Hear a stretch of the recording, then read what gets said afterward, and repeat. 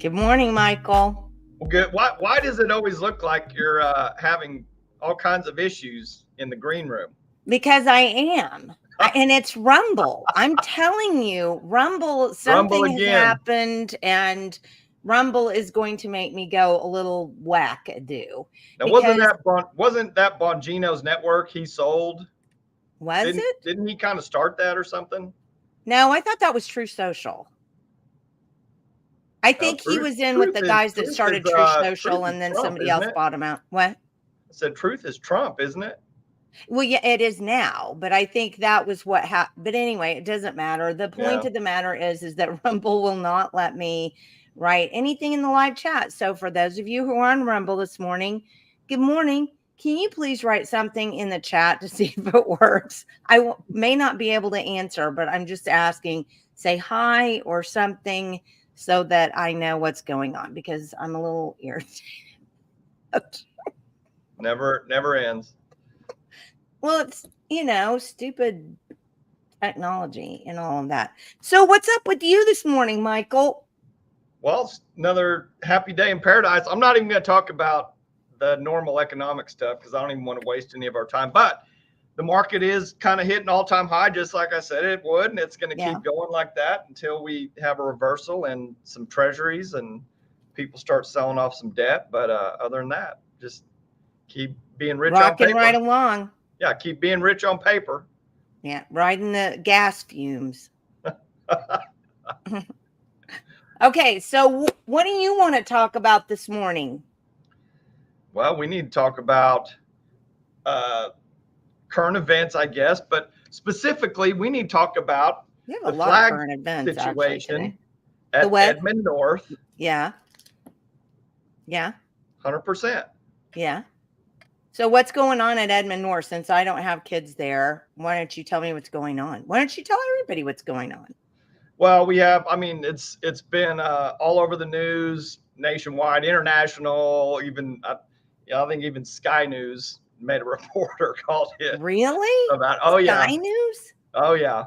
And I'll tell you something else. I was talking to one of the parents, and they said the amount of mail that the boys are getting over at Edmond North is just overwhelming support. Really? People sending small flags and this and that, and so I'm proud of the American people standing up. But there was a situation where some ag boys or an ag boy specifically had flag on his truck, and he was called into the office and told that come Monday, this was last Thursday or something, whatever it was, come Monday, which would have been the start of this week, you're not allowed to have your flag on your truck. So he sent out a message, said, hey, I got this message from the administrators. Everybody rally up, get your flags on your trucks, let's go. And then the community showed up on Monday with a convoy of people and flags. There was flags all over the place, flags all across the street, 100 flags everywhere, flags on the roundabouts. So you had some boys standing up for their God-given rights to express their First Amendment right and have the flag of the United States of America, not a political flag. It's not a political statement. This is just a patriotic statement. Well, so I'm going to push back on you a little bit here. So, you can say it's their First Amendment right, but you realize it's a public school, right? And when kids go to a public school, basically they have to follow the public school guidelines, and it kind of takes away their First Amendment right in some situations, right? That's the parent teacher handbook. You get one, you sign it, you have to read it, you have to, make sure that the office has to make sure that you've read it and signed it. So, but is that just, ultimately, does school policy get to override your constitutional rights? Okay, but there's a difference in kind of what we're talking about here, because let's talk about flags, shall we? So anymore, we've had all kinds of movements that have presented themselves to the public with flags. So we have BLM, right? Black Lives Matter. Yeah. We have LGBT, QRSTV. We have forgot the plus. Anything. We've had Trump flags. We have, I haven't seen a Biden flag, but I'm sure they're out there. But the point of the matter is there are lots of flags, right? Correct. But I guess here's the thing. Is there anything written in the Federal Registry about how to care for and display a BLM flag? No. There's not. Is there anything written in the National Registry about how to care for and display an American flag? Not that I know of. Well, there is. There is. Oh, the American flag. Yeah, the American flag. Yes. The American flag. Yes, there is, because we have very specific ways in which the American flag should be treated. And it's interesting to note that those guidelines for how the American flag should be treated have gotten amended by the people who do this to include a way to show them on your vehicle. So there are proper ways, according to I believe it's the National Registry, somebody who's watching, check me up, that determines what is the correct way to display the flag of the United States. So I think what I'm trying to get at, and I think what you would agree with, is that we have all these flags over here in this, right? Here's we're making a Venn diagram. Yeah. So here's all of the flags that there are in the world, right? Okay. Or let's just stick with the nation. Here are all the flags that could be in the nation. All right. Here are all of the flags that are that are in the National Registry for how to be taken care of. And here is the bubble that includes all the flags that are the national symbol of the United States. And if you'll notice, they don't. Yeah, that's a pretty good Venn diagram there. There's no overlap. Yeah. Right. So I think the whole thing that really irritates me about this whole thing in Edmond is we're not talking about a BLM flag or a don't tread on me flag or fill in the blank with your flag. It's not a political flag in any capacity. Well, and here's what's so disturbing. And after we have this segment, I want to talk about something else that dovetails in with this segment. So you literally have, and I want you to tell the story about what happened to your wife in line to pick up one of your kids. Yeah, right. Tell the story about that. Yeah, tell the story about that. Well, this was after the flag incident, and you had parents going through, that may have had a flag on their car, not one of the students, but just one of the parents. So she's just in pickup line, and she said that another parent got out of her car and was going crazy around a car that did have a flag on it, just screaming and yelling and pointing and just losing it because this parent pulled through the pickup line with a flag on their car. An American flag. Yeah, an American flag. Okay. Well, I think I remember hearing, and maybe it's a good time to pull in the interview with our guests. What do you think? Yeah, sounds good. You want to do that? Although, like I said, we might have to. Oh, hey, you know what? I think this might work. All right. So this is who do we have? Derek and Sutton Cargill. Mm-hmm. Correct. So all right, this is the father and one of the boys. This isn't. All right, we are here. All right, go ahead.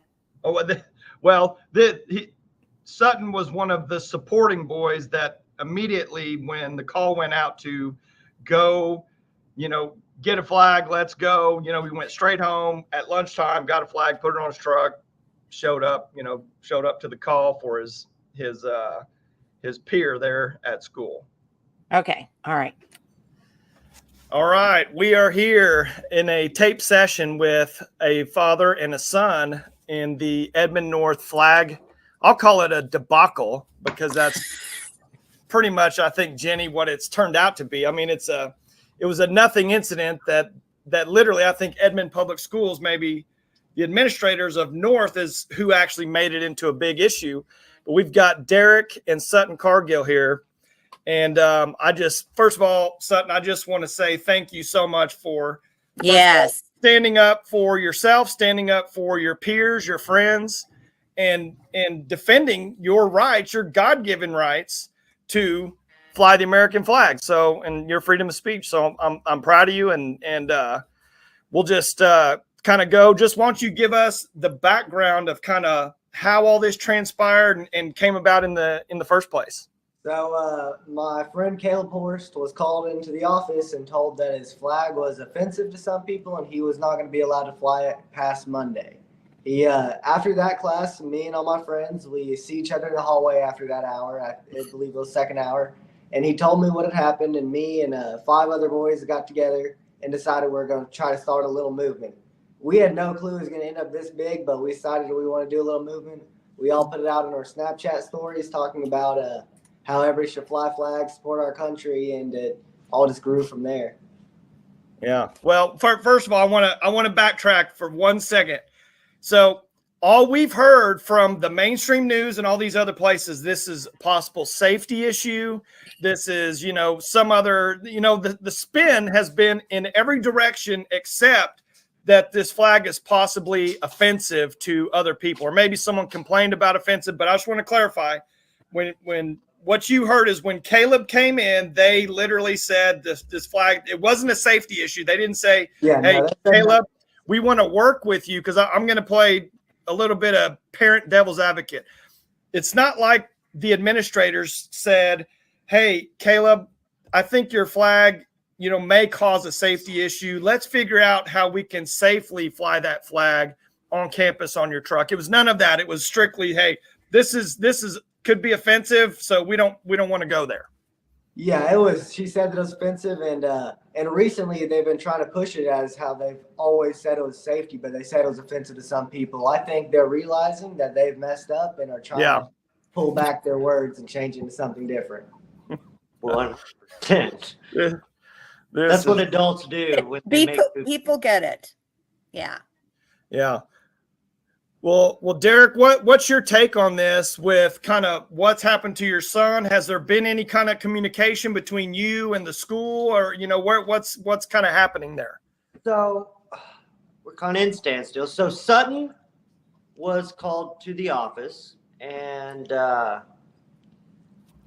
did you give them my card when you were called to the office? I went to the office, and the moment I walked into the office, I said that I was here to talk to the counselor, because that's what it said on my little sheet that I got. And they said that they had called the wrong person down. So then all of a sudden, this is while everything's blowing up, right? And then so they're like, well, we've called the wrong person down. So how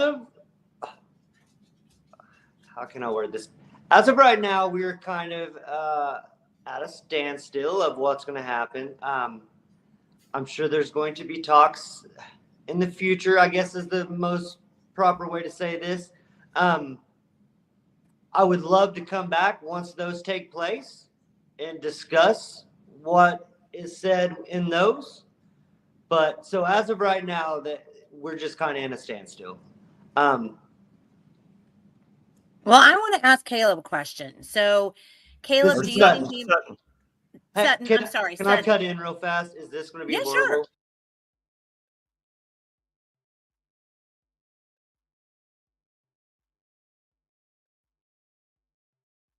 sure. Flag was offensive. In our country, and I don't see how it could be offensive to anybody who. Okay.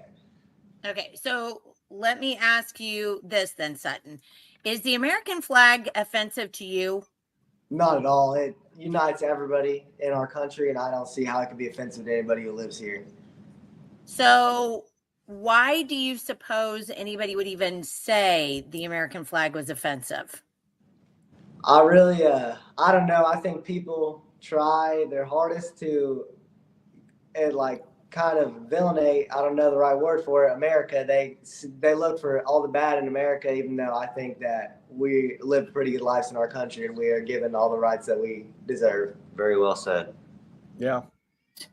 I love that. And I used to teach high school, and I always thought high school kids were way more intelligent than people gave them credit for in some instances. And I mean, I think that's just a really good example of that right there. I mean, so many people don't even understand that. So many adults don't understand that concept. So good for you. That's awesome.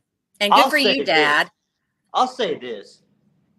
It's, in my opinion, it's just hilarious how the opinion of a few is more important than the rights of all. Yeah. And these tyrants at the school, because that's what they are. Yeah. They have these unwritten rules and unwritten, what they call a unwritten practice. And how are these students supposed to know? That's just them deciding what they want to do at that certain moment. There should be no unwritten practices. This is ridiculous. I would agree with that. Well, and I want to say just also on top of that, Derek, and maybe you can kind of collaborate or even elaborate on what I'm going to say. But I mean, I'm sure in the past and even at other schools, kids have been flying flags on their trucks for a year, a couple years, or who knows how long. I mean, has there ever been an issue that I've never seen an issue from somewhere else? It seems to be like this school particular with these set of ag boys for some reason. Correct. And I'll even go a little further with Edmond North. My oldest son flew a flag, an American flag, and a political flag on his truck, we will say, every day to school under a different principle, and it was not an issue. But now we have this certain principle, and it's now an issue. I mean, last year, when Stuco proposed USA Day at Edmond North, this principal decided that was not a good idea and nixed the whole idea altogether. She said it would cause controversy in the school if we had a USA Day. It was gonna cause controversy to have USA Day at school. Day. Now, both the other schools have USA yes, Day. Edmond, Santa Fe. Oh, so this is. I mean, so this is Dandy Peeler's decision. Is that correct? Yeah. And Dandy and I don't want to call Dandy out, but I'm going to call Dandy out because Dandy seems to be the central figure here. But Dandy's the one that had the initial conversation with Caleb. Yes. And probably in one way or another. I mean, I don't know if Dandy likes the flag or not, but either way, I mean, I think she's in the wrong. Well, you know what's awesome? We have that flag that these boys are flying, and she doesn't have to like it. Yeah. But these boys have the right to fly it if they want to fly it. And she she said that there's a blanket ban over all flags. Recently in school, I've been paying attention to classrooms, and there's sports teams flags up on teachers' walls, and there's just flags. There's flags all in the classrooms that haven't had a word said to them, but the American flag on trucks out in the parking lot, not even in the building. are being targeted to take them down.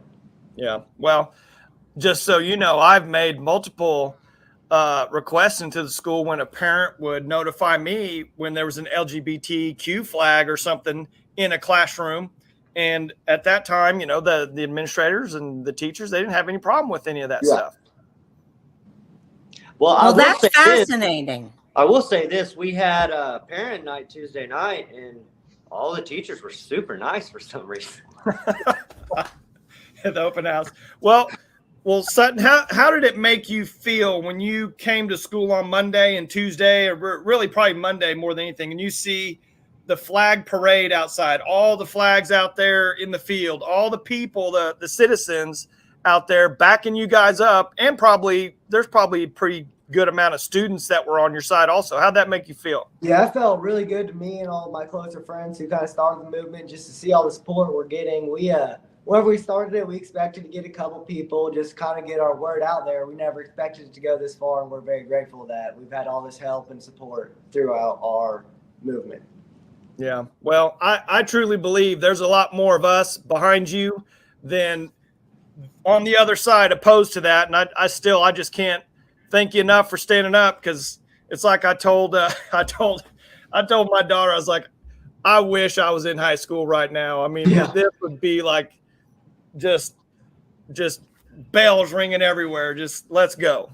I'll give it up to the Edmond North student body. If you drive by that parking lot and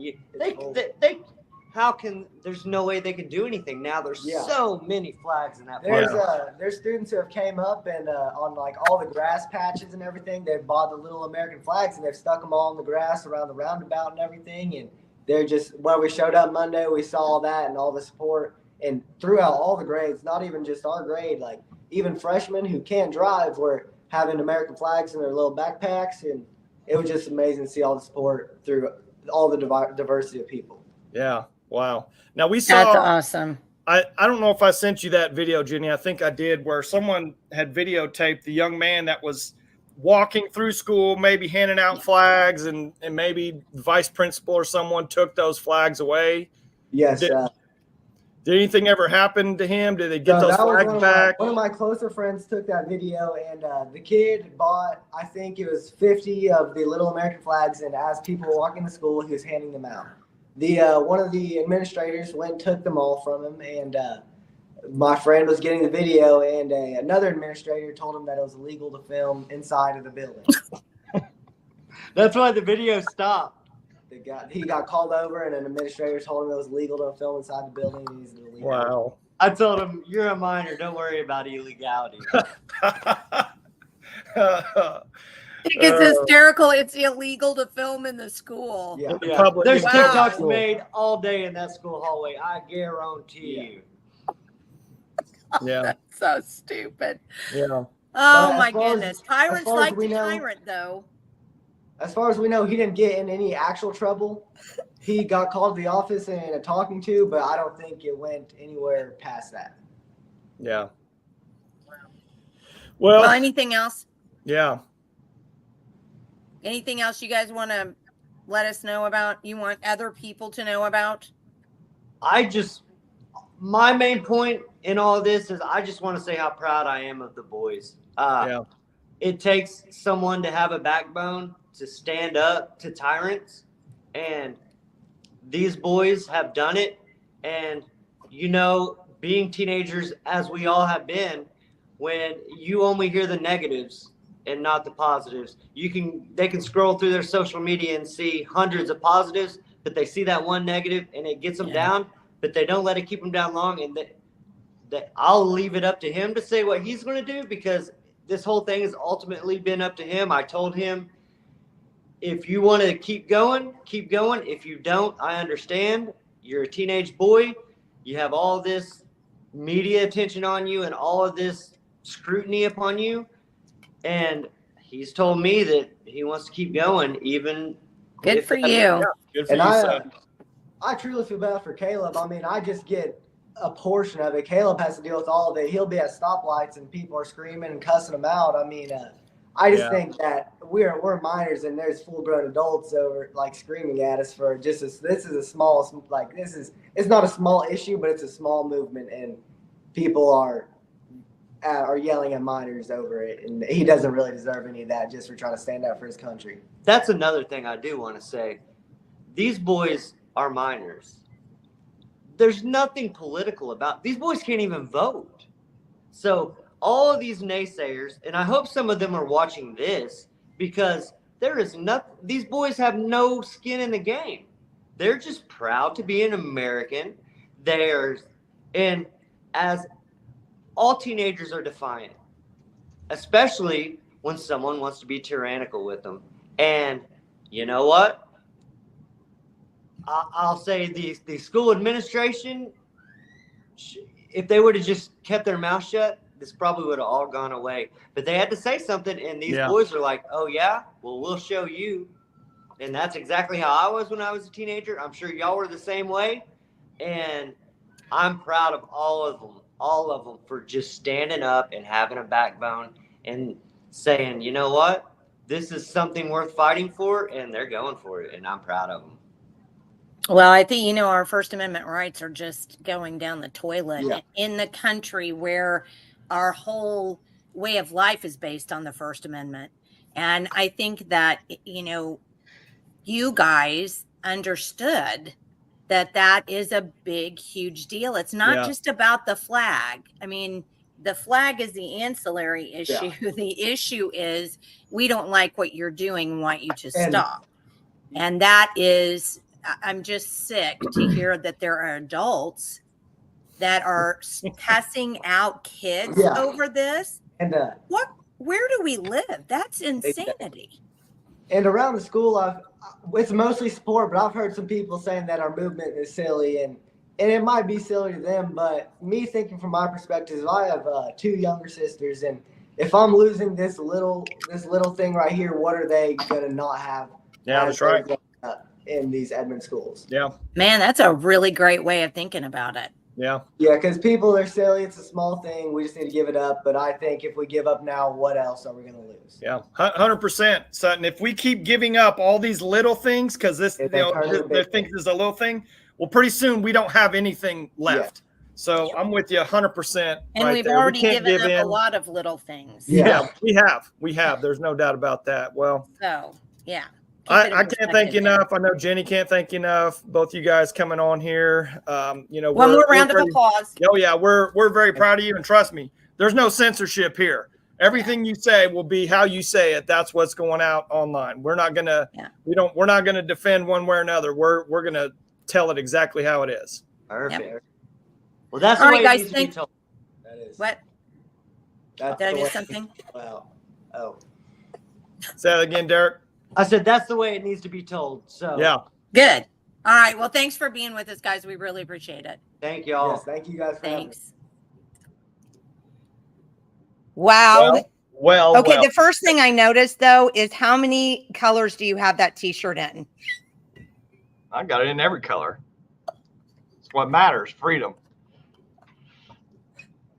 Right. That honestly, there were several things that really hit me about that story. I have a whole list, but I do want to add one more point. When he said that, they're dealing with people cussing them out at stoplights, flipping them off, I can 100% back that. When I ran for school board and my kids were standing on the corner with just, a Grande sign for school board, people would literally drive by and flip off my 8-year-old son, my 12-year-old son. And just, you could just see the words coming out of their mouths as they were driving by. You want to talk about, you can hate me all you want. I don't care. I'm happy. Go ahead. Hate me. I'm just in your headspace. So that's fine. But to do that to a kid, come on. So this is what happens when we allow people to have no consequences for their behavior, and we give people participation trophies, and we say that everything that they're doing is just right, because then they believe that they have absolute access to what is right. They're the purveyors of all that is right everywhere.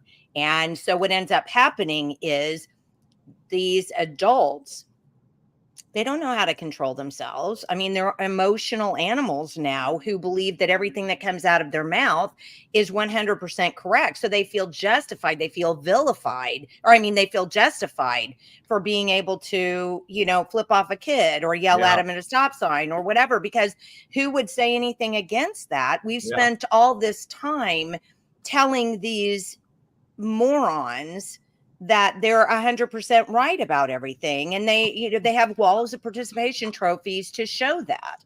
And that's why we are where we are. There's been no accountability for this. We've lost the ability to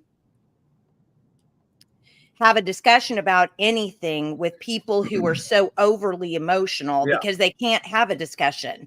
Everything is going on here. There's nothing going on here. So it just shuts off and they start screaming and yelling. It's like Trump derangement syndrome. I mean, whoever coined that term is right on the money. These people don't think, they emote, and they're always right. So therefore they have to be the loudest one in the room. And I think this is a really excellent example for all of us who are old enough to remember political correctness, and those of us who are saying this is going down a wrong road. We don't need to be doing this.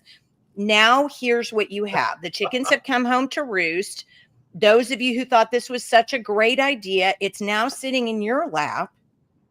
And I don't know how you make it stop. I mean, you can't put the animals back in the zoo once they're out. Yeah. What do you do? Well, you can't retrain them to be, outdoor, animals. I mean, I don't know what you do. It's nuts. Yeah. I mean, we've talked about it multiple times. The moral value system has just been completely overthrown. I respect the right for someone to flip my son off, but do you really have to go there as an adult? I mean, is that who you are right here? Is that who you are in your value system, that you're gonna react instead? I mean, I teach my kids to respond to as much as possible, not just instant reaction. That's the difference. But I do want to make several points about that interview, Jenni, that is just completely glossed over by everybody else. First of all, hands down, the initial issue with that flag was an issue of offense. Whether it was offensive to the administrators or not, that's probably not the issue. The issue is they deemed that flag possibly offensive, and that was the initial thing, is they didn't want to cause an incident at the school because that flag could be misconstrued as offensive or whatever. So the whole thing about the safety issue and all the other things that are on the news that they're talking about, where they're skipping over that initial confrontation, was one of, hey, this is offensive. It's not, hey, this flag may cause some safety issues. Maybe someone can't see or this or that, or maybe it's not displayed properly on your truck. Let me help you as a school administrator who has respect for the United States of America and the American flag and the code of how the flag is to be displayed. Let me help you properly put that on your truck so it's in the best possible manner. You never heard that ever come out of the school. They never did a press release. They never did anything to talk about anything like that or confront any of the other issues supposedly here or there. If there was some kind of other underlying issue, they should have just came out and said, hey, in the past, this happened, and this is why we need to have a little different policy here at the school because of some other events that may have happened or all they have to do is come out and be honest instead of coming out and looking like the absolute tyrants that they always come out to be. Okay, but I want to point out something. What happened at the Oklahoma County Election Board? Not, oh, can we help you? Oh, I see that you're bringing up some concerns. No, you're fired, and we're going to turn you over to the Oklahoma District Attorney and the Attorney General's office to be investigated. So this is all of these things. We have a nice audience, so I want you to listen to me very closely, and then I want you to share, because I'm going to share this particular segment myself. A lot of people say, Jenny, Michael, when you talk about Marxism and communism and Oklahoma, and then this is just nuts. You're far right wackos, and we just okay. Let me point out something, shall I? So, if we have a flag that is a nationally recognized symbol of the nation, okay, if we have that and people are offended by that, what is the easiest way? And what happens in Marxist communist countries? They tear down whatever flag was there before and they put up the national flag that is, their own making. So what we're in the process of seeing right now is the Marxist deterioration of the nation, wherein they pull out from under us our desire to be patriotic, our desire to want to appreciate our national symbols, our desire and our, well, actually obligation as citizens to respect the flag, because the flag stands for all of the people who died creating and fighting for the freedom that we have in this country. And it's an absolute it's absolutely, I think, irrefutable when you look at everything that's gone on in the nation since the 1950s, for example. We pull God out of school, obviously, but that's not just it. When you look at it over the years, suddenly we weren't teaching civics properly. We've got new social studies that we're doing. All of these things have been geared in schools to be able to turn children away from what their parents knew and into something else, because Marxists have been very patient. They understand that generationally people forget what happened in the past. So if you can erase the past, you can create an entirely new future. And if you propagandize that entirely new future through public school infection centers, then you get what you get right now. And it's just another one of when you look at what happened with you saying, well, they didn't say anything about it, they were just tyrannical about it. That's the whole point. If you begin to see through the veil of what they're trying to do, which is erase history and create an entirely new history, right? When you start seeing through the veil of that, they have to put the kibosh on that. They have to stop it, because, oh my goodness, some other people might be listening to them instead of the Marxist infection propaganda. And then we could go off the rails on the crazy train. If you can't understand that it's completely Marxist communist to say that the symbol of America, the nation, the flag, is offensive, then I'm not sure how to help you, because that is probably the biggest indication of what's going on here in America today and why we're so far off the rails. Yeah. Well, and let me show what real leadership would do in a place like Edmond Public Schools. You saw just how organized Edmond North was when it came to Monday. You saw every administrator out in the parking lots. You saw a mass force of people that were all on the exact same page with the exact same goal, whatever that goal may be, safety for the kids, whatever. And I applaud Edmond Public Schools for coming out and showing that they can be that assertive, that organized, that ready to go, that ready to help students. But where is that when it comes to dress code, classroom conduct and discipline? How about all the drugs and sex in school? How about just the actual performance within Edmond Public Schools? People, 40% of your kids, it's actually more than 40% of your kids in Edmond Public Schools are below proficiency in reading and math. Think about that. Do these people really want to do what's best for your child? No, they don't, because they've shown the ability to massively organize in a very fast manner to do what they want to do. They had no problems being in the hallways, pulling flags out of kids' hands, sending them to the Telling them office. they can't video. Yeah, they can't video. So Edmond has the policies and the people in place to enforce these proper things that should be going on, but they're not enforcing dress code. They don't enforce conduct. They allow sex and drugs to happen. And you can't tell me that it doesn't, because I have kids in school.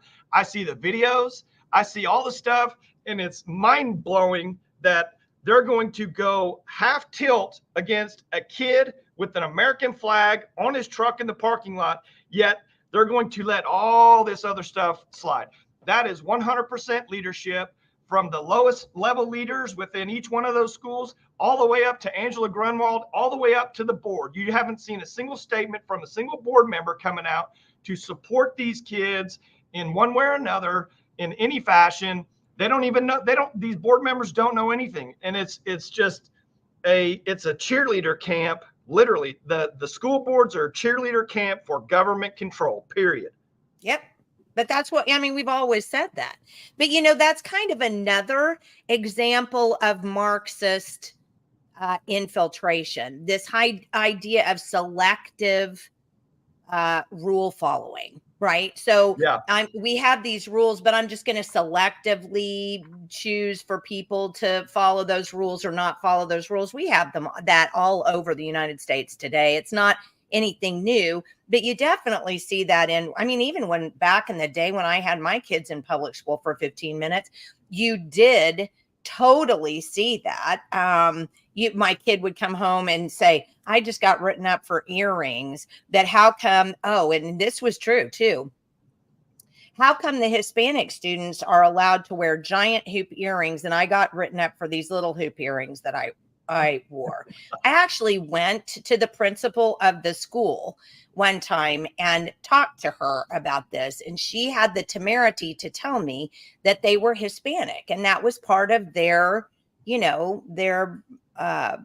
culture. It was culturally appropriate for them to wear that. But it wasn't culturally appropriate for my adopted Black daughter to wear a smaller hoop earring. She did say that. And I remember thinking to myself, and I may have even said, you're insane. That's insane. I mean, because who would not think that was simply insane? So that was an unwritten policy, that we were going to allow culturally relevant things to be outside the dress code so that we could selectively then use the dress code. That's exactly what they're saying about the flag. Yeah. Well, it's not it's an unwritten thing. Okay, well, that if it's an unwritten thing, I get to do what I want because it's unwritten. I get to do what I want. Well, if you want to do something, then you put it in written form, and then you actually adjudicate it within the school properly. So that means everybody has to follow the same rule. It's not selective, and they have to follow it the same way. So for those people that are not seeing these issues, I'm not sure how to red pill you. Yeah. Not getting it. Well, and if it truly was a safety issue that maybe had some kind of history in the past, why wouldn't they already have a policy on it to correctly amend, or display that, take care of that? I mean, give me a break. But the point I want to make, Jenny, just to reiterate is good point, Julia. Yeah. Why didn't I think of that at the time? That's funny. That is funny. The point I want to make is the school will go to the ends of the earth to enforce what they want to enforce. Oh yeah. They don't care about dress code. They don't care about the performance of the kids. They don't care about the sex and drugs and all of that stuff. As a teacher, I would be appalled to say you can go do this in the parking lots with the administrators, yet you can't give me the power to have proper classroom discipline so I can actually teach my kids. So, I mean, it's 100% leadership. I will point the finger all the way up to the board members themselves, because not a single board member chimed in, as always, in Edmond Public Schools on this deal. Well, the frustration, I think, is showing among people because so many people actually came to the school and were putting out flags and that kind of thing. I think just look at the elections. We were going to talk about that today too. Just look at the elections. People are finally, I think, waking up and thinking to themselves, because they're realizing it, they're seeing it. It's right in front of their face. They're going, my representative isn't really doing anything for me. Why do I have this representative then? I mean, I've gone to my representative and asked them for help, and then I don't really get anywhere. I mean, how does this, and the representatives themselves, so many people who are up there, quote unquote, representing the Oklahoma people, they don't know why they're up there. I've told the story 100 times about a former representative who, when I said, well, what are you up here doing? He said, well, our job up here is to make laws. And I said, no, your job is to make sure you're preserving our liberty. That's your job. They don't understand their jobs. They don't get it. They think now that they get so much money from special interests and PACs that they're supposed to uphold the liberty of the special interests and PACs. They don't quite understand that basically it's us, not them.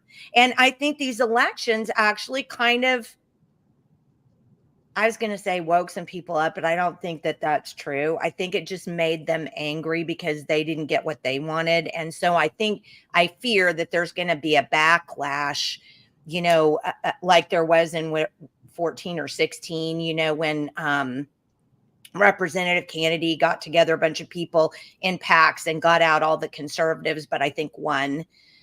So I think that's going to end up happening. And we have to be very, very careful that doesn't come back and happen. We have to remain vigilant. I mean, freedom isn't free. You have to have some skin in the game. And to be a citizen, you have to pay attention. Yeah. Well, I'm so proud of them. I mean, can't say it enough. I'm proud of those boys for standing their ground, and their parents behind them also. Yeah. So I mean, it's tough to take those arrows when you're, at a place where, and you can easily be intimidated, but they stood their ground. I wasn't right either time. It was 2018. Sorry, Joel. Thank you, Joel. I didn't get my guess is right. So thank you, Jules. So let's go to a couple things. I do want to bring in something really fast because I think it makes a difference with what we're talking about right now. So I want to pull this up and pull this in so that we can talk about it just briefly. So I wrote an article the other day because I got really irritated. This was from the Oklahoman.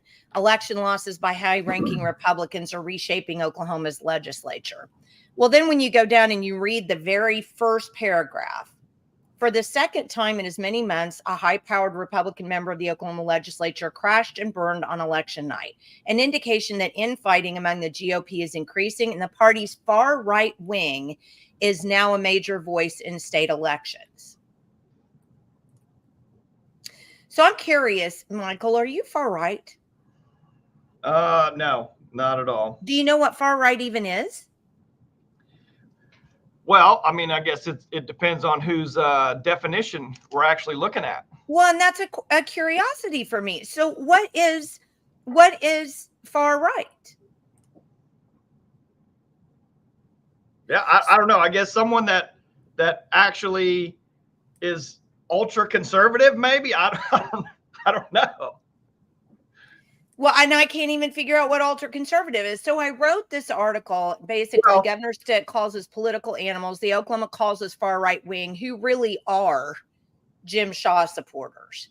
And so I wrote an article about it because I just wanted to make a point.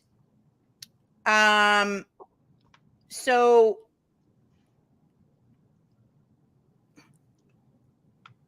You'll kind of have to read the article, but let me just get through a little bit of this. So, I like Julia here. what did she say? They mean people with a moral compass. Jules, you're like 3 for 3 this morning. Get on it, girl.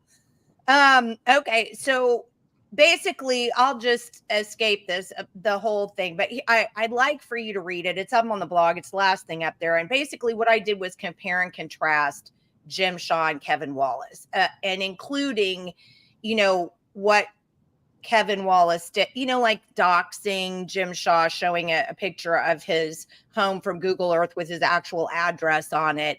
I mean, so many things. He took $68,000 in disaster and commodity subsidies.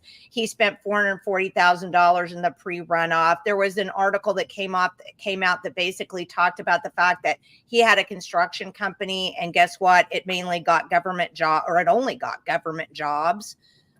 So I basically kind of went through this, and I said, look who's supporting. These are all the people that came out to drum up votes for Wallace. So you have Wallace, you have the Speaker of the House, you have the governor, you have a man who's in charge of a very large PAC who donated as much as he could to Wallace's campaign, and you have my senator, Grant Green, and you have the Speaker designate, Kyle Hilbert. All of these people came out to support Wallace. So who came out to support Jim? Just your regular people. Yeah, And this was the sweetest. I kind of have a friend that we got to know each other during Jim Shaw's when he was running. His name is Dorn Weaver, and he actually made this particular video of all of the pictures that they took during the time that they were on the campaign trail, and them putting together signs. And this is who voted for Jim Shaw. Yeah. This. So my question then was, we're God-fearing, loyal, patriotic, self-sufficient, and loving people. Really, what is so bad about any of those characteristics? So you're going to tell me it's bad to be God-fearing, it's bad to be patriotic, it's bad to be self-sufficient. If you can tell me it's bad to be all of these things, think, where are we then? Well, the further question, Jenny, is who's it bad for? It's bad for government. It's bad for the big business cronyism, the crony capitalist. That's who it's bad for. So that's why that far right is so demonized in one. I mean, literally, if you're not part of the uniparty and you're a conservative, then you're literally far right, and they try to define us as authoritarians and this and that, but it's the exact opposite. I don't want to rule over anybody, but I don't want anybody to make my decisions in any capacity for me. I'm responsible for myself and my family. No one else is responsible for us except for me. But therein, I think you have the problem. What we're seeing today is a dependency on government for everything. Tax subsidies if you're a business, because the Chamber of Commerce wants you to be able to provide jobs, because that's everything is. So you have a dependency on the government with tax subsidies. You have farm subsidies that people take. You have school subsidies now so that you can get your kid in a private school. I mean, you have all of these subsidies. And don't even get me started on healthcare and all of that other kind of stuff. It's mainly government is now providing for everybody. Yeah. And if you come along and you say, hey, I'm a self-sufficient, I work out in the rural area, I'm a farmer, I can do my own thing, I don't need you taking my tax dollars to do something different for you, they have a fit. Why? Because I want to live off the government.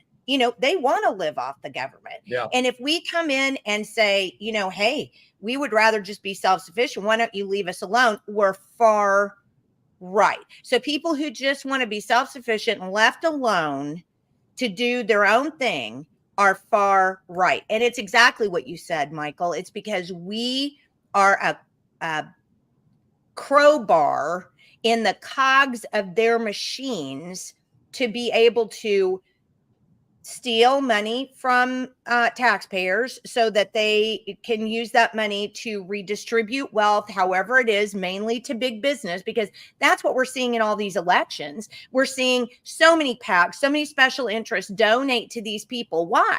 Well, it's because they want these people to be able to be, good to them with legislation. What was the story somebody told us one time about, and I think it was Jessica Garvin.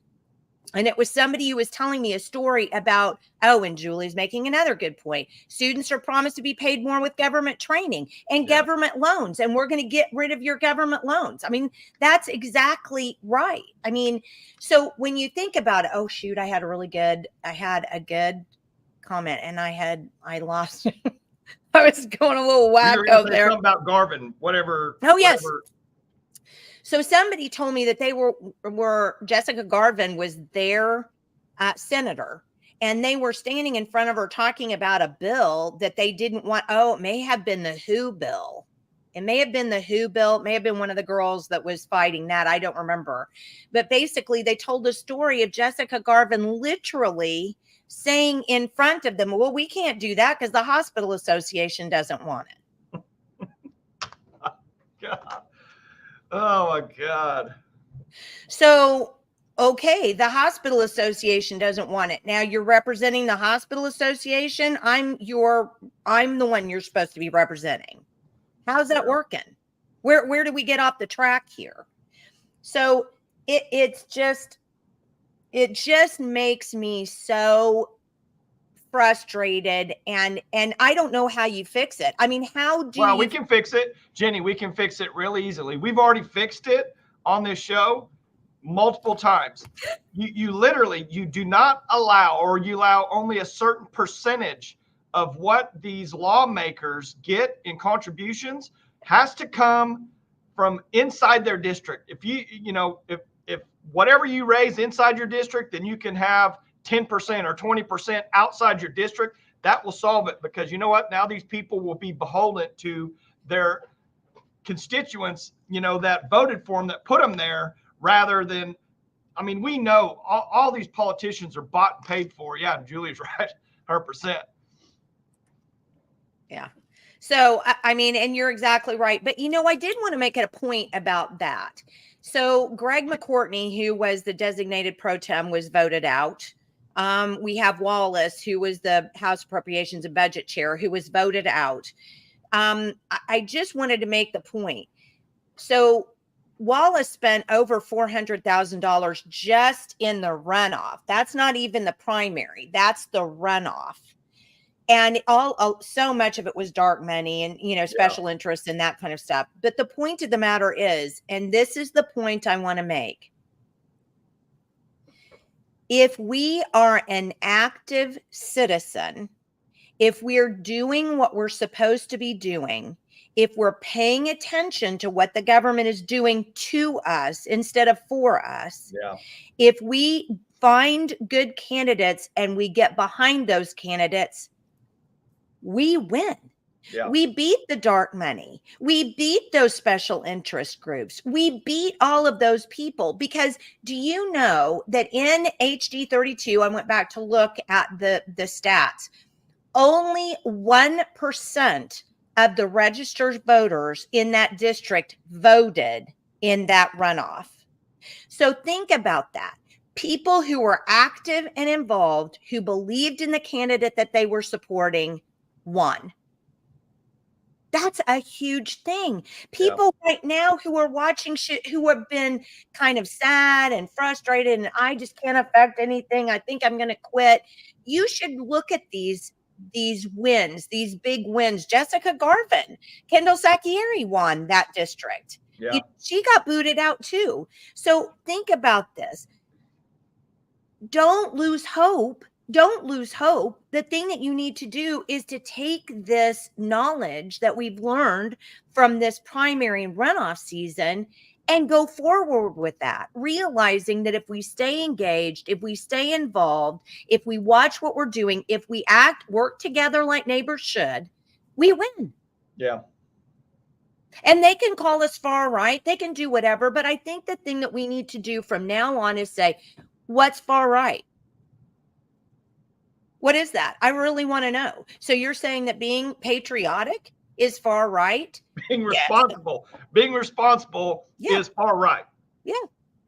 I mean, that's literally what these people are calling us and saying is that. And it should be said from every high place in the state of Oklahoma. Yeah. And if we're getting that much pushback from winning these elections, we're well down the road to communism, well down the road. And if we don't wake up, we're lost. Well, and you're right. Keep in mind that the newbies will be wined and dined into the system, and more than half will either cave out of ignorance or greed. And that's true. We did see that with Obamacare. That's an excellent point, Julia. In 2010, so many of us got involved because we wanted to stop Obamacare, right? And then we overturned. How many House seats did we overturn in 2010, right? And then we get them all up there, and then they get wined and dined and caved. Citizen activism beat $1 million dark money campaign in Lincoln County. Amen, Tanya. That's true. And if we can't understand that, and if we can't, and Tanya, she's a political animal just like me. Well, and a perfect example of that is, look at James Langford going up to Washington. Yeah. And like Julie said, it was a historical number in 2010. And then they went up and we got Obamacare anyway. So the other thing that we have to say is this, and I'm so glad Julie made that point. If you have a new representative, get in with that representative, help that representative, steer that representative, show them that you're there for them because you're the one that helped get them elected. You're the one that they're supposed to be representing. Do not let them down, because if you disengage now, saying to yourself, oh, well, we won, everything's great. Stop it. Quit it. I'm going to come get you. Stop doing that. We have to stay engaged. We have to. Who was it that said, well, freedom isn't free is, kind of one they throw around, but there's a saying by Ben Franklin. What is the one, somebody who's on, tell me. And by the way, people on Rumble, I don't see any comments in there. And I asked you to comment so that I could tell if the chat was working. And then I haven't gotten any, maybe because the chat's not. Well, I like the one, I think it was Thomas Jefferson, that basic, I don't know I can't remember the exact quote off top of my head, but basically it's like the freedom we have has to be sown with the blood of tyrants, from time to time. Oh, you mean the tree of liberty? Yeah, the tree of liberty must be watered with the blood of tyrants from time to time. Yes. Now he said that, but I was talking about the quote in which basically he says, if you don't take control of your government will control you. Yeah. And that's what's happened. And if we don't take that control back, then we just have no ability to say anything. So let me flip to another screen. Maybe. Yeah. Well, I mean, it all comes down to one thing. It all comes down to money. Government is money, is the control of money, period. Oh, absolutely, without question. And they distribute it how they want to. That's going to enrich themselves in every single capacity. And we're just the little worker bees out there taking it. And why do you think that there was so much money and all of the leadership? And I want everybody to know that the entire leadership of Oklahoma came out to try to get Kevin Wallace reelected. And I just think, why is the leadership of the state of Oklahoma involved in a local election like that? I mean, I think that says something. And I think it says something bad. So we had something that that has come to the forefront. And don't forget, I actually wrote about this. This is something that cracks me up. I actually wrote about this 2 months ago when this happened, and yet it blew up yesterday. And I'm going, well, if people would actually read what I write every once in a while, you might help. I don't know. So this is the Oklahoma State Work Permits and Visa Task Force. Because don't forget, Governor Stitt came out and signed a bill that, and I can't even remember what the name of the bill is or what the bill was. So give me just a second. I think I might be able to tell you which one it was. I can't tell you which one it was, but Governor Stitt signed a bill. Oh, I know how to tell you what it was. I have to go back to the blog. That would solve that problem, wouldn't it? So Governor Stitt signed a bill that basically was supposed to stop illegal immigration in the state of Oklahoma. It was supposed to be able to tamp it down, is what the idea was. So here's the article that I wrote. Oklahoma Governor Kevin Stitt signs illegal immigration bill only to open door to visa task force. And that was May 6th of 2024. So he wrote the bill, HB 4156. And here's him saying on Twitter, okay, he signed it. And everybody was, having a cow about it. But he talks about Chinese nationals when he talks about this. And that's kind of an interesting thing. But then right after he signed the bill, he came back and created an executive order to create a task force. And here's what it says. Whereas I have been clear, the House Bill 4156 is not aimed at the honest, hardworking Hispanic or other international migrant populations here chasing the American dream, enhancing our communities, economies, and way of life, and otherwise significantly contributing to Oklahoma's tapestry. I've said this before on this program. If you're here illegally, you can't be honest. You just can't. You're either honest or you're not. There's not like I'm sort of honest. I'm maybe partly honest. How does that work? That doesn't work. So there was this task force that was going to come forth. And here's what he said about what the task force should do: allow for immigrants here to pursue the American dream and contribute to our workforce, to secure work permits, work visas, or similar documentation permitting them to remain for established timeframes without threat of separation from their families and livelihood. And I put that in there and nobody really paid any attention to that. And I'm like, he's trying to figure out a way to do what the exact opposite of the bill that he signed and made a big deal about. So what are we doing here? So here's this workforce that he put together. And I would just kind of like to go through some people who are on the workforce. So Tricia Everest, Secretary of Public Safety, is the chairman. And I'm not sure how you pronounce it. Edmond Pineda. I'm not sure. He's the consul of Mexico in Oklahoma City. And here's another problem. Why do we have a consulate for Mexicans in America, in Oklahoma? That's always been a problem of mine. But that was pointed by the governor. Bigger. Hit your plus sign up there. Make it a couple times. Oh, okay. Sure. Just so we can read. How's that? There we go. There we go. Are we better? Yep. Okay. Thank you for telling me that. Okay. So Miguel Garcia, appointee of the government. We don't even know where he's from. Cynthia Jasso, appointee of the government. Don't know where. Xavier Niera, designee of the president pro tem of the Senate. Nima Zekavati, designee of the chancellor of the Oklahoma State System of Higher Education. Trey Rayhill, executive director of the Oklahoma Employment Security System. Our friend Brett Farley, designee of the Speaker of the House of Representatives. Joe Williams, Lieutenant Colonel, designee of the Commissioner of the Department of Public Safety. Tommy Humphreys, DA, appointee of the District Attorney's Council. Amanda Stork, Director of the Oklahoma Tax Commission. Anybody have comments? I like this one. Yeah, the next one. Like that one. Like that one. So, and I'm not being... Hey, Jenny, this isn't growing government in any way, is it? Is this an example of growing government right here?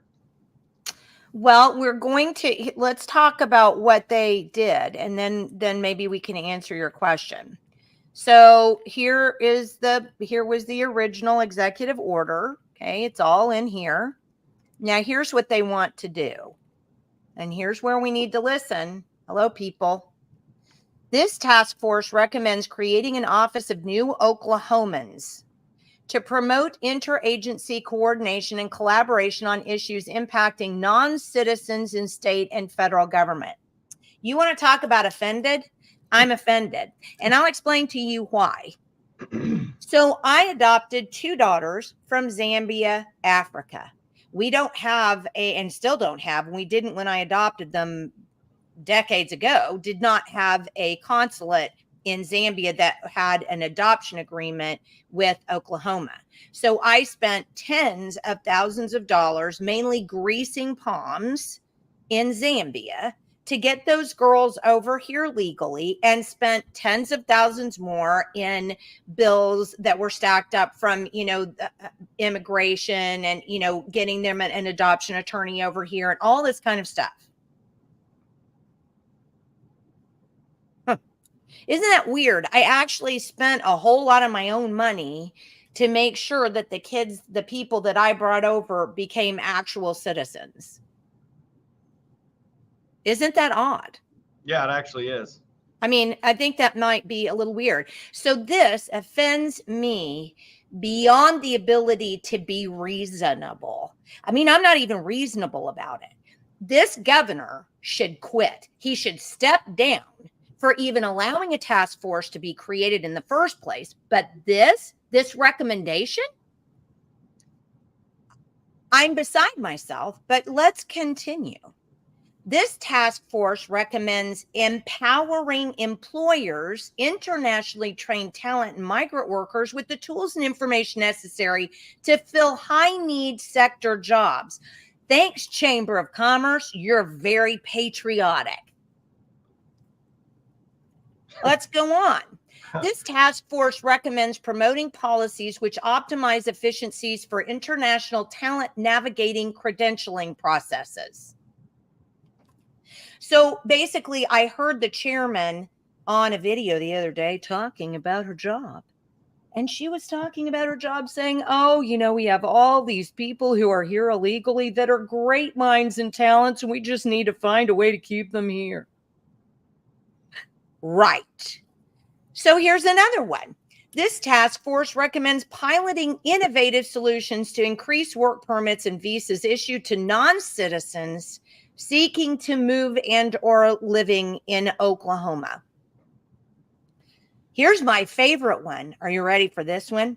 The task force recommends issuing driving privilege cards to qualifying non-citizens to address public safety concerns. If people watching this aren't absolutely going, hey, you need to tune into this and watch this right now. Look what's going on in Oklahoma. Well, Jenny, that all seems pretty reasonable to me, just because if we can't even produce kids that are proficient in reading and math above 50%, I mean, we've got to expand the talent pool to other countries and with bring non-speaking English people. Yes. Yeah, we can't produce proper citizens with our education system. I think they're just so fast forward looking. They realize, hey, we're having an issue with our own education. Instead of fixing our own people and empowering and giving resources to our own people here, let's just skip them and let's just start looking, because they're not really going to work out for us. Well, I first of all, I was offended by the task force. Who are all these people? Yeah. And, you can accuse me of being a bigot. I'm not a bigot, but I just am an American. I'm an Oklahoman. And I want to know why it was that it seemed like that task force was way top heavy with people who had Hispanic names. And I think that needs to be addressed. And you can call me what you want, but I'm sorry.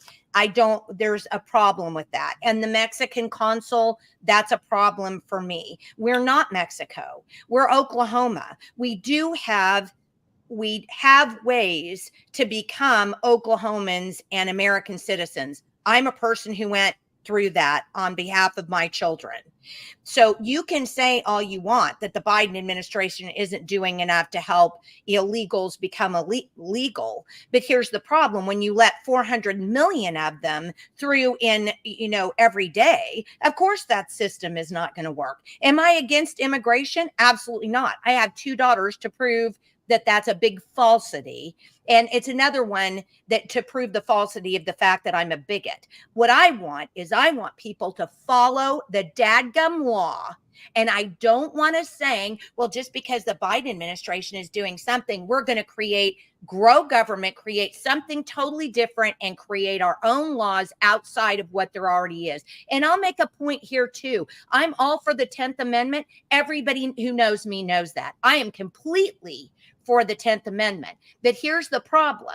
Immigration isn't an issue that Oklahoma should be able to do anything about in terms of just going around them and saying, oh, well, we're going to create our own system to make illegal aliens legal. I don't understand how that works. Yeah. Well, I'm right there with you. I mean, like I've told you, I'm literally first generation American myself. From both sides of my family, my mom and my dad. My dad literally came over here from Italy, and his father, my grandfather, was, he's in the books at Ellis Island. He was literally quarantined, for a month or however long that deal was, just released out, go take care of yourself. There wasn't any line of, here's where you need to go. This is what you need to do. Here's a prepaid Visa card to help you on your way. None of that. We're losing our country. And the reason why we're losing our country is because when I was a kid, I was born in 1962. When I was a kid and I went to school, we learned about the melting pot. We learned about how wonderful America was because people from any country could come here legally and create a life for themselves in among other Americans. But the idea was you became an American. You came here because you wanted the American experience. You didn't want to bring your Nicaraguan experience here. I mean, you wanted to maintain, maybe even your language in your own home. And you wanted to be able to, have your own and even share cuisine from your country. But that doesn't mean that you suddenly, decide the Constitution is just something written by old people and America is the most horrible place in the world. And, I don't get.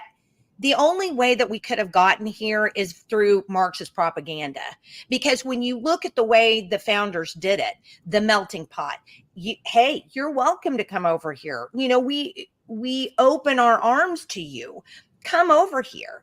But then when you come over here, follow our Constitution. Learn what it is to be an American. You don't have to give up your culture, but learn what it is to be an American and then say you're going to have responsibility to this country to follow the Constitution and be an American. We don't do that anymore. Yeah. Now we have Mexican Americans, Japanese Americans, Chinese Americans. We're all one America. That's who we are. Yeah.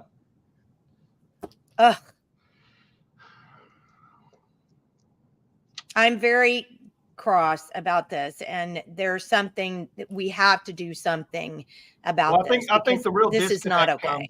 I think the real disconnect comes from people think of Marxism like a long time ago, like in a faraway land, at a different time that it was all eradicated. All they did was not be so loud, literally, not be so like nationally organized. They just said, hey, let's go ahead and continue this. You get into all these sects, but you just see, what are the tenets of Marxism? That basic centralized single authority, whether it comes from a central bank that issues everything. Yeah. A central education system, one central party, uniparty that controls, everything. You've got corporations. You have just a handful select corporations that are in bed, with that government entity. Yeah. I mean, that all those tenets, you can just go through. I mean, every single one of them are what's happening today. And to think that the word Marxism is taboo because that was a long time ago, and that was eradicated through the war and freedom and this and that. I mean, it's a total farce because it is 100% in play. And just because people don't, like, I've literally watched moms go speak at like school board meetings and just reference Marxism, just the word Marxism, say this is like a Marxist practice, the way this is happening. And I've watched those school board members' faces literally laugh, like when they say the word Marxism, laugh, just under their breath, like, oh, Marxism, okay. But that's how so many people are. And that's what the major problem is. I'm reading a book right now. It's really interesting. It's called The Ride of Her Life, and it's about a woman who was born in Maine in right after World War II. And she, well, actually before the end of World War II. Anyway, she decides, it's a very interesting book, but she decides that she's going to ride a horse and take her dog and leave Maine and ride all the way to California because her late father had come from California where he'd made a good living, and she was trying to get back there. And it's a very interesting story about the changing of America across the 50s after after World War II and through the 50s, and how America changed and how we were going from rural to industrial, and how the rural way of life was going away because everybody was becoming domesticated. Thank you. Domesticated. I was going to get there eventually. Domesticated in cities. And she said one thing about, she had never grown up with television. I mean, she was extremely poor, lived in rural Maine. They just didn't have it anyway. She had no television. And one thing that the author said, and I was listening to it as I was driving the other day, and it made me,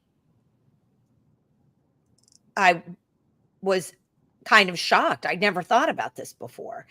And she talked about the fact that television was just becoming a thing, and how this television could basically suck people into one thought process.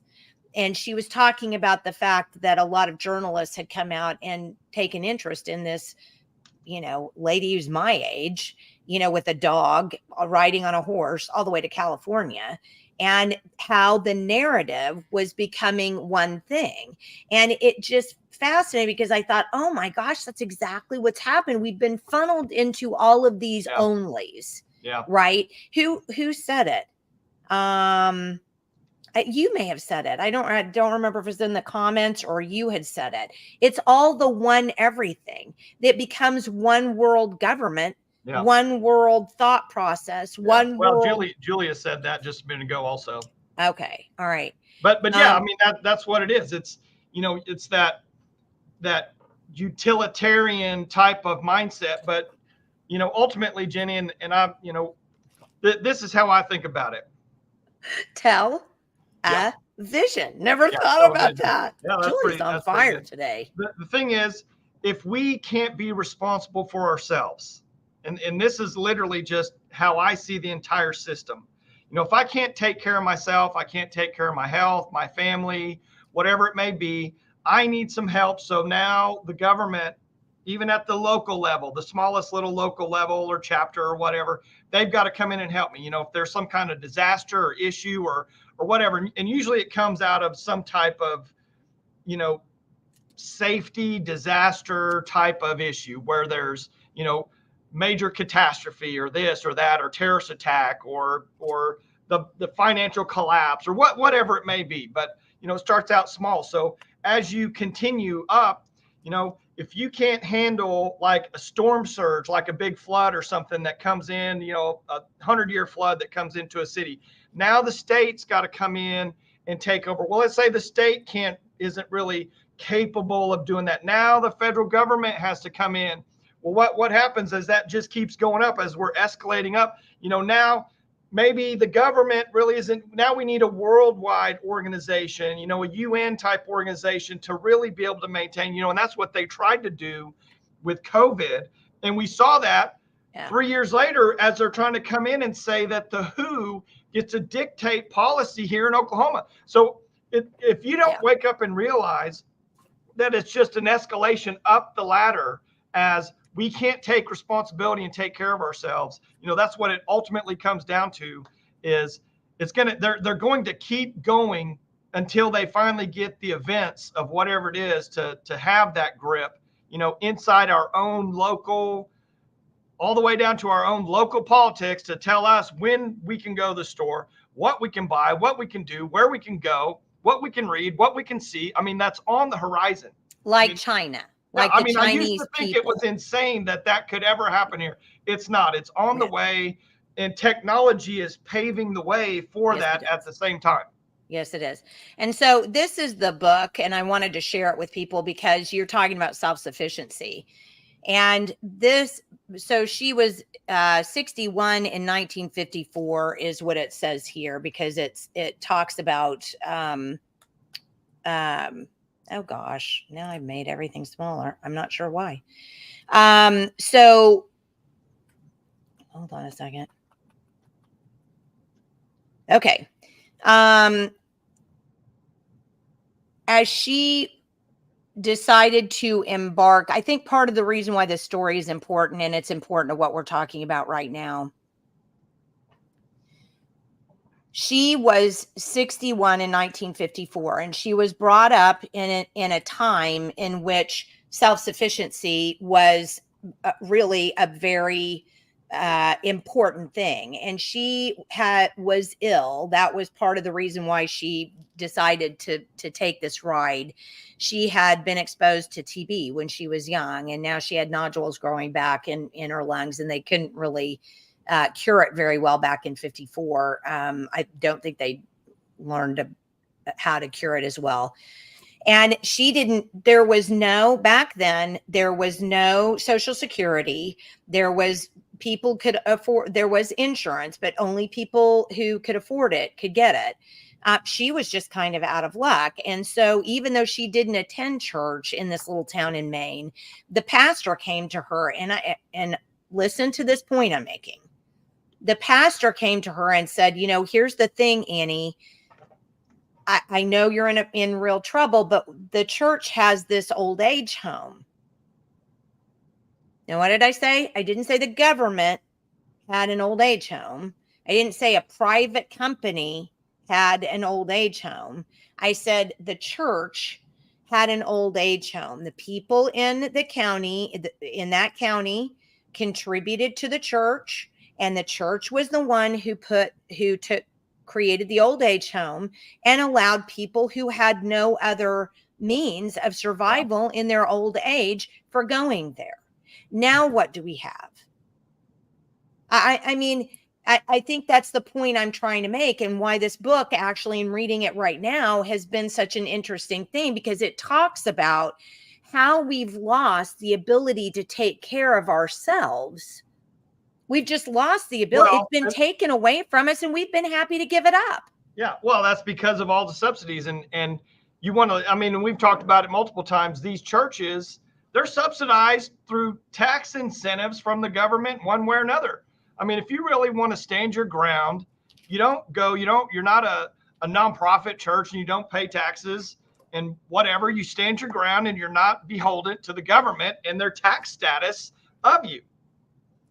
Well, I don't think, I think that's the other kind of communist Marxist principle that's taken hold. And that is, we don't need to be self-sufficient. The government will take care of us. And it started with Social Security. And we're going to take your money away from you and give it to the government, because then that way the government will support you. And Yeah. yes, it's their tax dollars. It's my money. It's your money. We are forced to Yeah. put into that system. If we don't do it, we'll go to jail or be fined and then go to jail. However, that, merry-go-round works. But the point is that we're not even allowed to self-sufficient, take care of ourselves in our retirement anymore. The state forces us to contribute to something that they then control and dole out benevolently. Yeah. Well, you said it earlier. I mean, it's that whole domestication process. It's highly evolved. They know exactly. It's not like it's just some, it's so great to live here in the city and this and that. I mean, people have been massively domesticated over the last 50, 60 years, more so than any other time. And now look at I'd want to say escalation, but it's almost the opposite direction that we're going in, as far as us being responsible for everything. Well, and I'll give you a good example again from that book. So this woman, she takes off on her horse, and she's just kind of relying on people to give her let her put her, stall her horse and, maybe help her along the way. And I won't say that that's actually not true. She was counting on herself. I mean, she had all of her own items, right? And that she took along, and she wasn't counting on anybody helping her. But if people asked her if she needed help, she would take the help. Well, some lady actually asked her to come. They ran and again, it was a pastor who was running a home for homeless children, and they invited her to come stay. And, Annie was like, well, I just don't think I can do that. That's, I don't want to burden you. I don't want to, have to, just to think that electrification in the home is barely over a century old. Now we can barely survive a day when the power goes out. That's a good point, Rachel. That's an excellent point. And Michael must have had to get off, but I'm going to finish my point. So she says, I don't want to burden you. I don't want to have to take anything from you. And the lady says, oh, well, just look at it as a vacation. Annie was stumped. And she didn't even know what a vacation was. She had been working on their family farm since she was 6. Think on that. I mean, think on how, I don't know what soft our kids are. They don't go to work on a farm. They sit and play on many of them. Some of them do still, but many of them just play on the computer. They don't even get outside. That's why we have an epidemic of obesity and poor health, is because of the fact that kids don't get outside even. So you're talking about, I thought you were just going to leave me. No, I'm not. But I want to give you a real life example of what you were just talking about. What are you doing to me? I had to hop off real quick and take care of something. Okay. But just to go along with exactly what you were just saying. Yeah. A friend of mine who was a linesman, like an electrical linesman, who, right, was digging holes out every day, doing all this stuff, worked his entire career like that. And then, got moved into management. Now he sits at a desk and air conditioning, the whole 9 yards. He just takes care of, managerial type of stuff. Literally told me that he misses his life as a linesman because now he's so fat, he's out of shape, has health issues, can't sleep very good, just doesn't even have the quality of life as what he used to have. But what I want to say is, we've been on this earth for a long time. We're designed to survive. We're not designed to just be, little domiciled, little imbeciles, watching TV plugged into the matrix all day long. We're designed having the zookeeper feed us every day. Yeah, we're literally designed to survive, whatever. And that entire element has been removed from us. And I mean, for me, like, nothing makes me happier than when I physically or mentally complete something myself, for myself. Not that I had to go, get someone else to do it or, whatever, not that, but that I had the ability to sit down, think about whatever it is, had the physical awareness or whatever to complete it and do it myself. And that's just so missing because everyone is so entitled. They think they're owed all this. I'd rather do it myself, for myself, just for the satisfaction of not having to depend on someone else. But people don't even care about having Yeah, that no, they don't. satisfaction anymore. And how do you deal with people who are going to call you a right-wing nut for having, those kinds of ideas that we just leave me alone. Don't make me do your stupid stuff, but you do you and let me just do me and leave me alone. It's just shocking. How do you even bridge that gap? Well, that's kind of how we got here, I think, because it's always been a mantra, kind of in the business world and the professional world for quite a while now, don't talk about politics, don't talk about religion.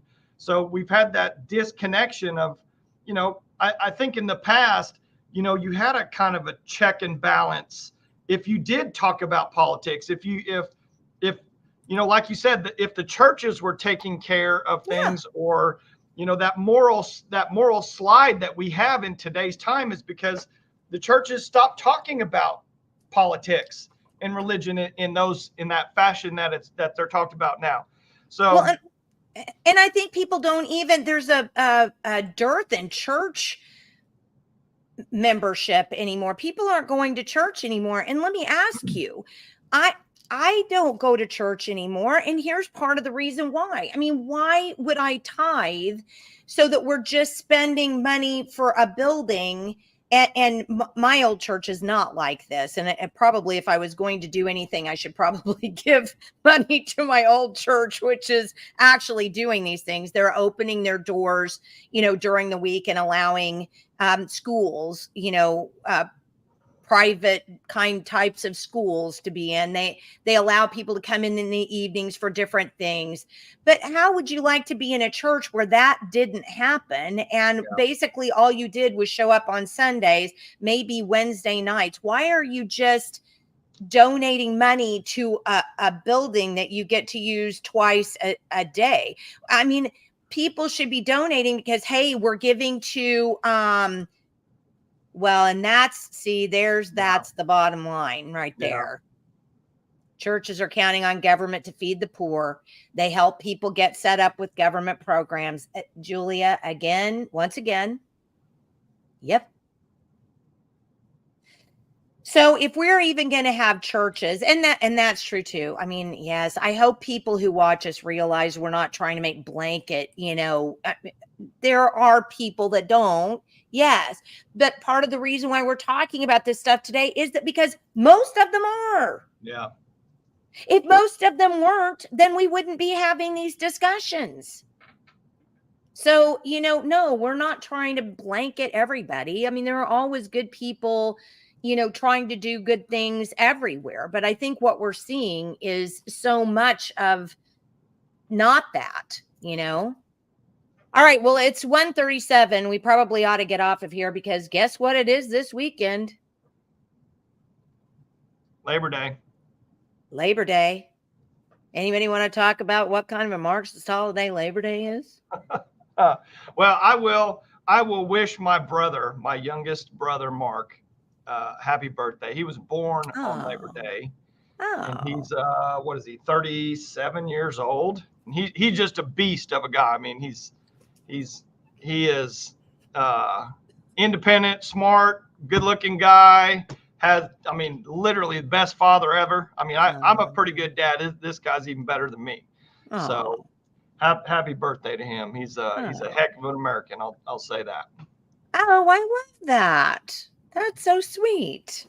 Unfortunately, Monday is kind of a sad holiday for me because that was the day that we released the ashes of our middle son who passed away. So we remember that. And for those of you who are out there who have lost children, You never get over it, and I'm there with you. I totally get it. So, but hopefully there are a lot of families that are going to spend the time together on Monday, strengthening their families, learning how to be self-reliant. Oh, Becky's got a comment here. 501c3 churches are feeding from the ball system. They don't need to claim 501c3 status. That's exactly right. That's what we've said. How many years have we said that, Michael? Churches are already tax exempt. That's a deeper dive than most people aren't willing to dig into. Well, thank you. Thank you, Becky. We appreciate that. But yeah, she's completely right. I mean, that's one of the reasons why the government said, you're going to have to close during COVID. I mean, we'll take your tax status away from you. You've got to remember that anything that you're given by the state, they can take away. Or they'll take a pound of flesh in one way or another.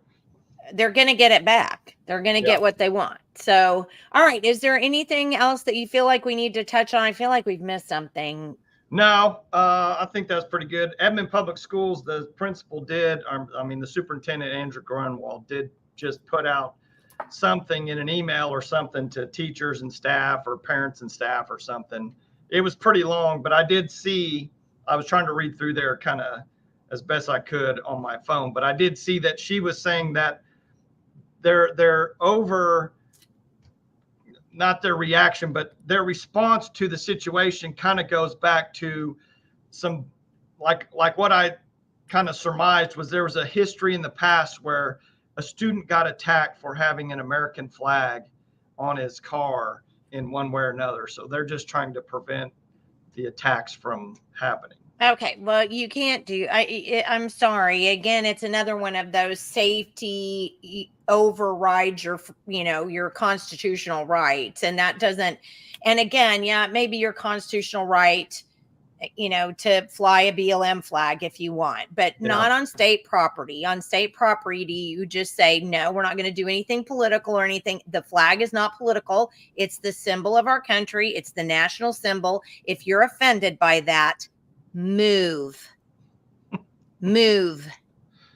get out of here. Hey, weren't we supposed to lose a whole bunch of people in this country when Trump won? Oh, and they don't. They'd rather stay around and bitch and moan and complain and hate on collect their paycheck. Yeah, because they know that if they move to Venezuela, they're not going to have a better life, or most any country in Africa, or most any city in Mexico. I mean, come on. So this is just ridiculous. And if you don't like the flag, if you're offended by it, get out. Don't let the door slam you in the butt on the way out. Just take off. Yeah. All right. Now that I've done that for today, thank you so much for watching, everybody. Let me give you kind of the heads up on what's going on next month. If states were sovereign, we could just move to the state we like. Oh gosh, do you remember that that's what Brian Shellum said during our interview with him on Wednesday? And he was reading from, and what was the first line in the state constitution?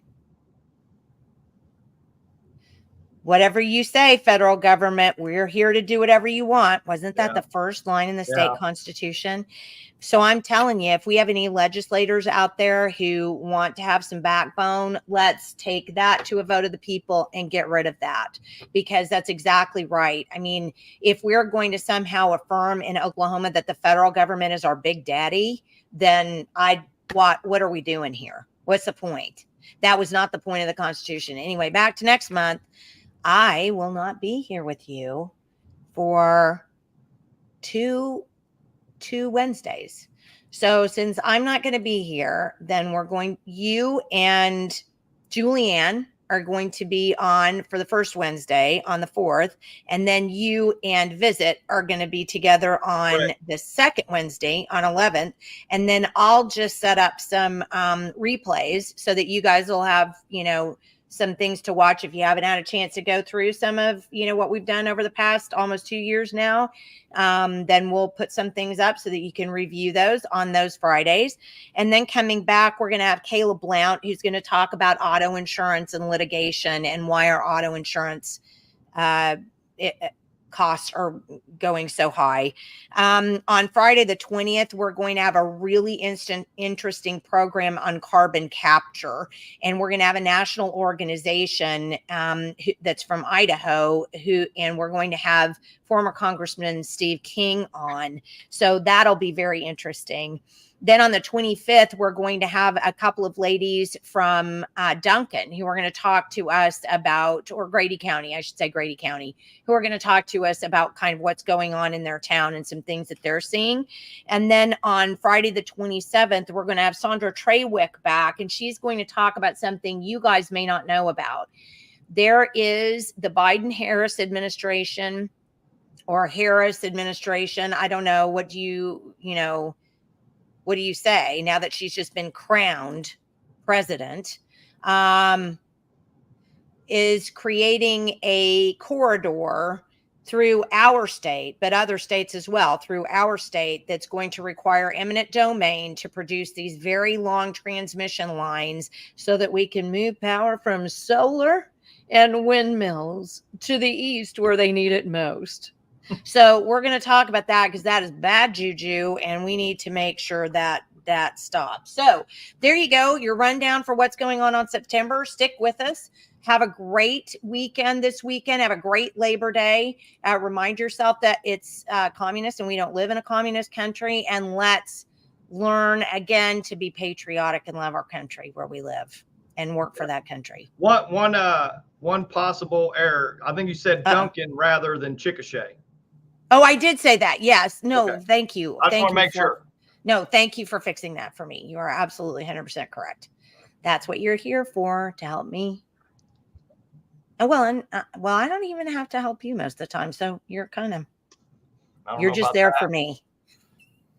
All right, everybody. Thanks for tuning in. We will see you again next. Well, I won't see you again for several weeks, but Mike will see you again next Wednesday. So don't forget, tune in.